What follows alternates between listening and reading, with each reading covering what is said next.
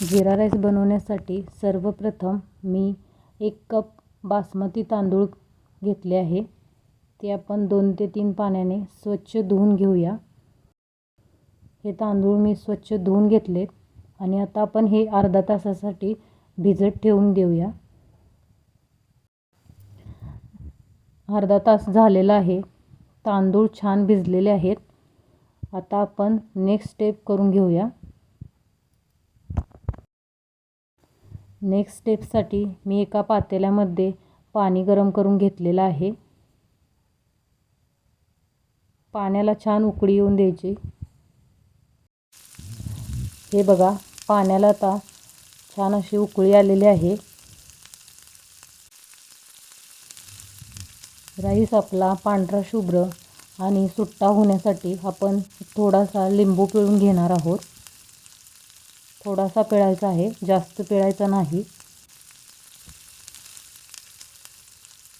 त्याचबरोबर आता आपण चवीनुसार मीठ ॲड करून घेऊया. हे छान असं ढवळून घेऊया. हे बघा, खूप छान पाणी उकळलेलं आहे.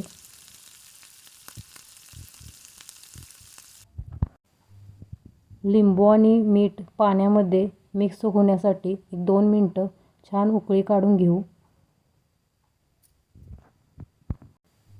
2 मिनटानंतर आता आपण यामध्ये राईस घालून घेऊया.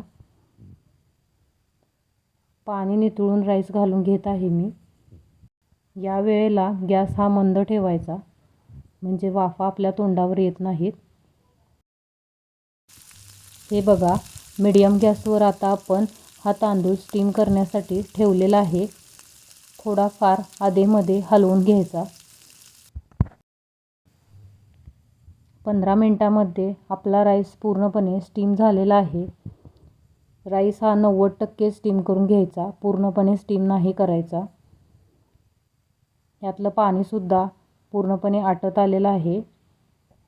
आता हा आपण राईस ताटामध्ये काढून घेणार आहे.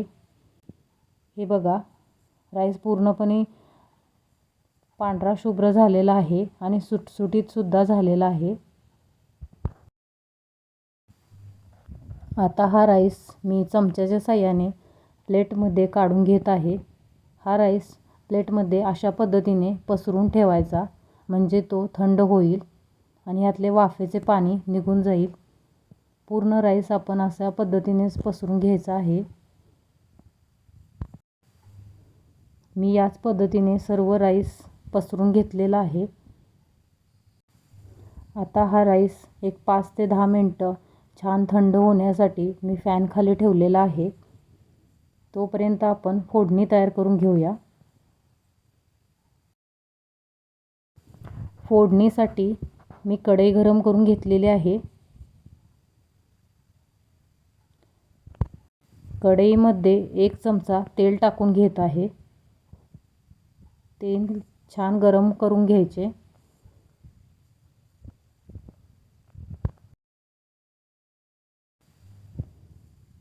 तेल कडक गरम झाले आहे. आता आपण यामध्ये 1 चमचा जिरा टाकून घेऊया. जिरे थोडे आपण जास्त टाकणार आहोत, तर जिरा राईसला छान टेस्ट येते. जिरे आपण मस्तपैकी तडतडू द्यायचे, तर या जिरा राईसला खमंग फोडणी बसते.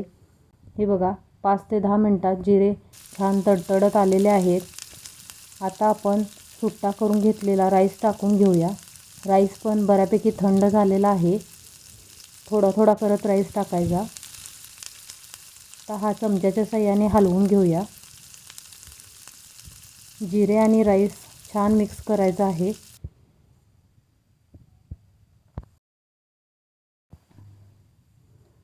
सर्व राईस आणि जिरे मी चमच्याच्या साहाय्याने या पद्धतीने मिक्स करत आहे. यावेळेस गॅस हा मंद ठेवायचा, नाहीतर आपला राईस कडक होऊ शकतो. हे बघा, अगदी सर्व बाजूने आपण राईस हलवून घ्यायचा आहे. राईस सगळ्या बाजूने छान पद्धतीने मिक्स करून झालेला आहे. आता आपण यामध्ये कोथिंबीर ॲड करून घेणार आहोत. जिरा राईसमध्ये कोथिंबीर ही चविष्ट लागते. हे बघा मस्तच आपला जिरा राईस किती फुलून दिसत आहे. आता ही कोथिंबीर या पूर्ण राईसमध्ये मिक्स करून घेऊया. सर्व कोथिंबीर आता आपण जिरा राईसमध्ये मिक्स करून घेणार आहोत. हलक्या हाताने आपण हलवायचे आहे, जास्त जोर लावून हलवायचे नाही.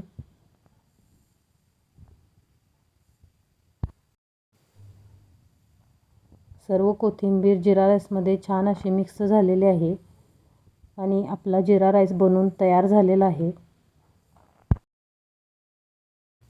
जिरा राईसची रेसिपी तुम्हाला कशी वाटली हे कमेंट करून नक्की सांगा. रेसिपी आवडल्यास तेजस्विनी रेसिपीज या आपल्या चॅनलला सबस्क्राईब करायला विसरू नका. जिरा राईसची ही रेसिपी नक्की करून पहा.